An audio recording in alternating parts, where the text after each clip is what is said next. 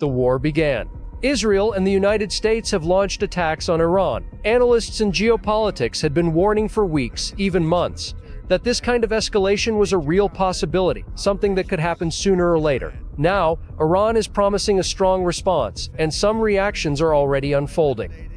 According to an Israeli official, the targets included Supreme Leader Ali Khamenei and Iranian President Masoud Pezeshkian. However, both were reportedly sheltered away from the targeted locations, suggesting that the Iranian government had prior knowledge of the risk of an attack. This comes amid ongoing negotiations over Iran's nuclear program, including a round of talks that had been scheduled to take place in Vienna, Austria. A third round of negotiations had recently been held, but U.S. President Donald Trump said he was not satisfied with Iran's position. Tehran has stated that it will not accept zero uranium enrichment and refuses to negotiate over its ballistic missile program. Two key demands from Washington. On the day of the strikes, at least 4 explosions were reported inside Iran. Iranian authorities, through their National Security Council, said they had anticipated the offensive and promised a harsh and heavy retaliation.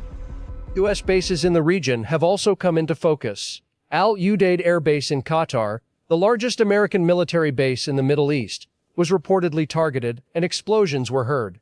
Qatar's Ministry of Defense said the projectiles were intercepted.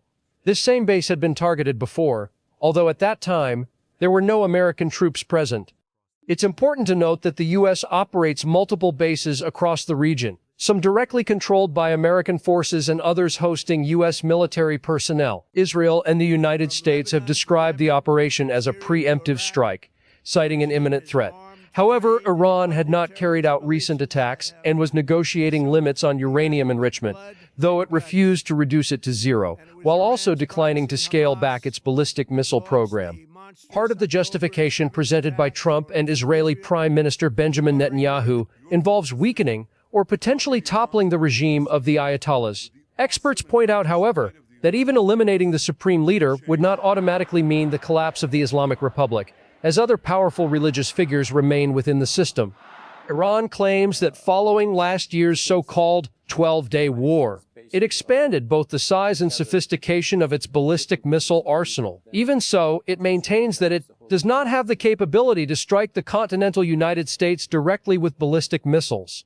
At the same time, the Iranian government has allowed inspections by the United Nations International Atomic Energy Agency, asserting that it is not producing nuclear weapons. Inside Israel, civilians are already seeking shelter in bunkers, though the infrastructure cannot accommodate the entire population. There are growing fears that further escalation could lead to civilian casualties if the exchange of attacks continues. Analysts also note that an ongoing war scenario could carry domestic political consequences in both Israel and the United States. In the U.S., part of the population opposes a new war in the Middle East.